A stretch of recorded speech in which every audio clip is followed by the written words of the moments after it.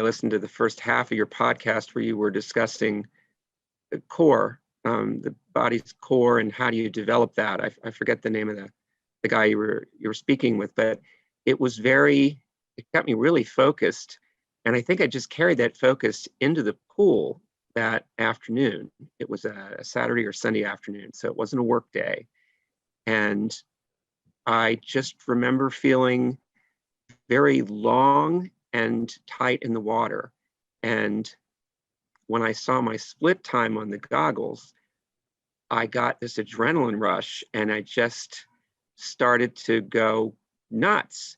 Maybe a little bit, maybe thrashing a little bit because it got sloppy towards the end.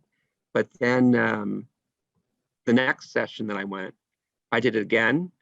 And then I did some drills. I did it again. I did it 4 times that session. I had times all less than 1:36. And that has never happened. I didn't feel exhausted. I know I was in a heart zone that was not the max. I could probably push myself more, but I just remember being so excited about that I thought maybe the goggles weren't working correctly. And so I took a video recording of it where you can clearly see, I could clearly see myself leave in the beginning 4 times up and back, or 2 times up and back. And then with a lousy touch turn, where I almost knocked over the camera. So I think I've lost 2 or 3 seconds. But when you look at that video, it's a 1:31 or a 1:30. And that confirmed that the advertising that these form goggles guys do they really do record accurately your time in motion and your stop time. So once I confirmed to myself that this wasn't a fluke and that I could consistently do it, it's very rewarding, and I think I used the word thrilling because it is.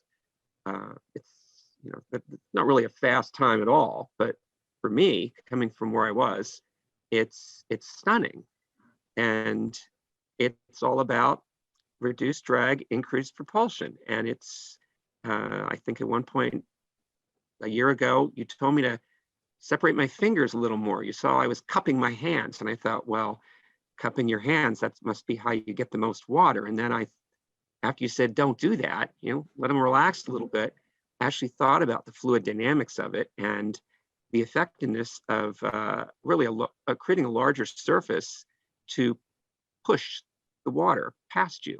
And it makes sense that you don't want to cup your hands, but I never really thought about it. And so that's just another one of the little things that comes up where you say, you always focus on just 1 or 2 things rather than trying to get a whole magnitude of, you need to fix this, you need to fix that. You just have these little takeaways, go do this, and come back in a couple of weeks with another video.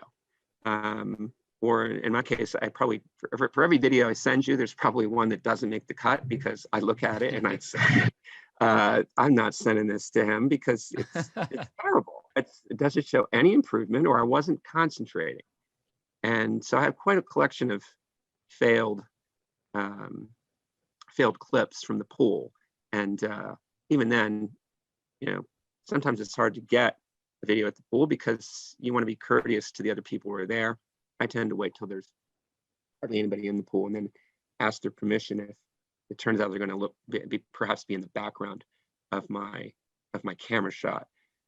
But I've never had an issue with that. Yeah, I don't know what more I can say. It's really amazing.